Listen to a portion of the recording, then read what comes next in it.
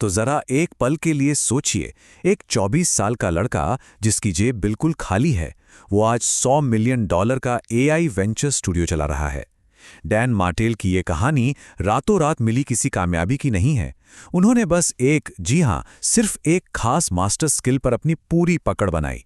आज के इस विश्लेषण में हम उसी सीक्रेट को डिकोड करने वाले हैं, जो आने वाले वक्त में आपकी सफलता का सबसे बड़ा टूल साबित हो सकता है। अब सबसे बड़ा सवाल ये है, 2026 में या आने वाले समय में पैसे बनाने के लिए सबसे जरूरी स्किल आखिर है कौन सी? हम अक्सर सोचते हैं कि भाई कोई नई तकनीक सीख ली या कोई बड़ी डिग्री ले ली तो लाइफ सेट है। पर क्या सच में ऐसा है, या फिर असली ताकत किसी ऐसी चीज में छिपी है जिसे हम रोजमर्रा की भागदौड़ में नजरअंदाज कर देते हैं? देखिए, यहाँ जो मुकाबला है वो बहुत ही दिलचस्प है। सेल्स, मार्केटिंग और यहाँ तक कि एआई जैसी हार्ड स्किल्स अपनी जगह बिल्कुल सही हैं, लेकिन डैन मार्टेल का तजुर्बा हमें कुछ और ही बताता है। वो कहते हैं कि रिश्ते बनाना एक ऐसी स्किल है जो इन सब पर भारी पड़ती है। ये एक ऐसा अल्टीमेट मल्टीप्लायर है जो आपकी बाकी सारी स्किल्स के असर को कई गुना बढ़ा देता है। तो इस पूरे कॉन्सेप्ट को हम 4 मुख्य पिलर्स में समझेंगे। पहला, लोहा लोहे को काटता है। दूसरा, इरादे की ताकत। तीसरा, एक अदृश्य सीमा को तोड़ना। और चौथा, इनबाउंड नेटवर्किंग। और हाँ, आखिर में हम वो सटीक रणनीति भी देखेंगे जिससे आप इसे असल जिंदगी में उतार सकते हैं। चलिए शुरू करते हैं। सबसे पहले बात करते हैं हमारे पहले पिलर की, लोहा लोहे को काटता है। जैसे लोहा लोहे को तेज करता है, हम आज भी स्कूल के उन 2 बच्चों की तरह हैं जो बस ये पूछते हैं कि अरे भाई क्या चल रहा है। इस कोट की एनर्जी कमाल की है ना? सबसे बेहतरीन रिश्ते वो होते हैं जहां फायदा एक तरफा नहीं होता। आप एक दूसरे से सीखते हैं, आगे बढ़ते हैं, कोई मतलबी रवैया नहीं, बस एक प्योर एक्साइटमेंट कि मेरा दोस्त कुछ नया कर रहा है। असल में नेटवर्किंग कोई वन वे स्ट्रीट नहीं है। डैन और टाकी मूर की कहानी इसका परफेक्ट उदाहरण है।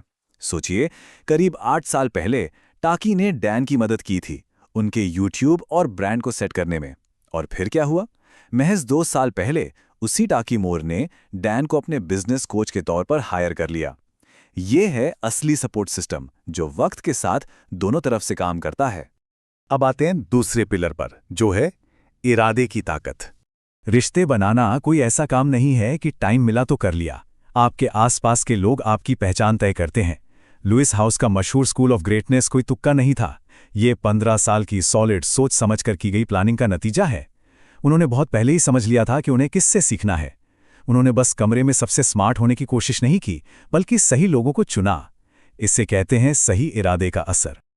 और यहीं एंट्री होती है गॉड साइज्ड गोल्स की। जॉन मैक्सवेल ने यह बहुत ही जबरदस्त कॉन्सेप्ट दिया था। इसका मतलब है ऐसे लक्ष्य जो इतने बड़े हों कि अभी आपको उन्हें पाने का रास्ता तक ना पता हो। जब आप ऐसे लीडर्स के साथ उठते बैठते हैं जिनका विजन इतना विशाल होता है, तो आपके दिमाग पर लगे सारे ब्रेक अपने आप हट जाते हैं। छोटी सोच के लिए कोई जगह ही नहीं बचती। और यही बात हमें तीसरे पिलर तक ले जाती है, अदृश्य सीमा, यानी द इनविजिबल सीलिंग। ये पॉइंट बहुत क्रूशियल है, ध्यान से सुनिएगा। ज्यादातर लोग बुरे लोगों के साथ नहीं फंसते, वो सीमित सोच वाले लोगों के बीच फंस जाते हैं। आपका सर्कल आपके लिए एक अदृश्य सीमा तय कर देता है। अगर आपके ग्रुप में सबको लगता है कि साल का $2 लाख कमाना ही दुनिया की सबसे बड़ी अचीवमेंट है, तो आपको भी वही काफी लगने लगेगा। आपकी तरक्की वहीं रुक जाएगी, क्योंकि वो सीमा आपको नॉर्मल लगने लगेगी।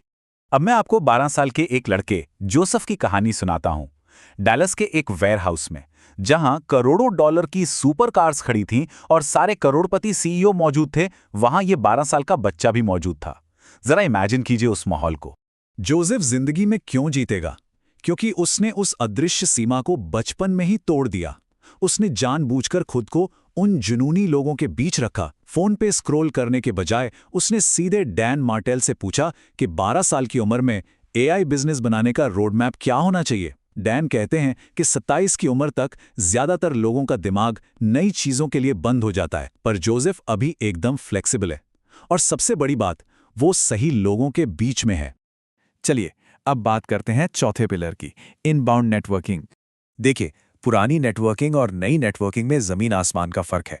पहले लोगों को कोल्ड ईमेल करो, अजीब सी इवेंट्स में जाओ, बहुत थकाऊ काम था। लेकिन आज आपका बनाया हुआ कंटेंट आपके लिए सोते समय भी नेटवर्किंग करता है। डालास के एक सुपरकार डीलर ने इंस्टाग्राम पर डैन का वीडियो देखा। उसने डैन को मैसेज किया। डैन ने मजाक में कह दिया कि मुझे मैंडरिन ऑरेंज इंटीरियर वाली रोल्स रॉयस पसंद है। और पता है क्या, उस डीलर ने सच में वही कार डैन के लिए एयरपोर्ट पर भेज दी। इसे कहते हैं कंटेंट का असली जादू। इसका एक और कमाल का उदाहरण है रॉब डियरडेक की कहानी। वो एक बेहद सक्सेसफुल फाउंडर हैं और डैन की गोल लिस्ट में थे, पर डैन को उनके पीछे नहीं भागने पड़ा। रॉब ने खुद डैन की लिखी किताब पढ़ी और इंप्रेस होकर सीधा डैन को मैसेज कर दिया। आपका कंटेंट आपकी आवाज बन जाता है और लोग खुद चलकर आपके पास आते हैं। तो ये सब सुनकर बहुत अच्छा लग रहा है ना, लेकिन इसे अपनी जिंदगी में कैसे उतारें? चलिए फाइनली उस रणनीति पर आते हैं। सिर्फ सोचने या इंतजार करने से कुछ नहीं होगा, आपको एक्शन लेना पड़ेगा। सबसे पहले जिन लोगों से आप जुड़ना चाहते हैं उन्हें अपनी एनुअल गोल लिस्ट में डालिए। जरूरत पड़े तो प्लेन की टिकट बुक कीजिए और वहां पहुंचिए जहां वो लोग हैं। खुद आगे बढ़कर डिनर होस्ट कीजिए और हाई परफॉर्मर्स को बुलाइए। और सबसे जरूरी बात, ये सब बिना किसी लेन देन वाली मानसिकता के होना चाहिए। तुरंत कोई फेवर मत मांगिए। इस पर जॉन मैक्सवेल का एक बहुत ही गहरा विचार है। इसके दिखने से पहले इसे संचित होना चाहिए। इसका सीधा सा मतलब है कि किसी भी रिश्ते से कोई उम्मीद करने से पहले आपको उसमें अपनी तरफ से पूरी ईमानदारी के साथ वैल्यू और सम्मान डालना होता है। जब आप ऐसा करते हैं ना, तो ये कनेक्शन कंपाउंड इंटरेस्ट की तरह काम करता है। रिश्तों को बस सेफ और ऊपर ऊपर तक मत रखिए।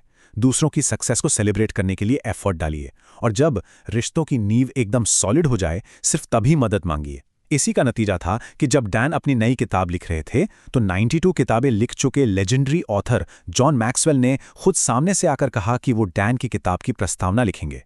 ये उस सच्चे रिश्ते का इमोशनल पे ऑफ था। तो अब इस विश्लेषण को हम एक सवाल के साथ खत्म करते हैं। जरा सोचिए, क्या आपके आज के नेटवर्क में इतनी वैल्यू इकट्ठी हो रही है जो आगे चलकर काम आएगी? या फिर आपके आसपास कोई ऐसी अदृश्य सीमा है जो आपकी कामयाबी को रोक रही है? ये सही समय है अपने रिश्तों का इवैल्यूएशन करने का। आज की इस चर्चा में हमारे साथ जुड़ने के लिए बहुत बहुत शुक्रिया। उम्मीद है इससे आपको एक नई दिशा जरूर मिलेगी।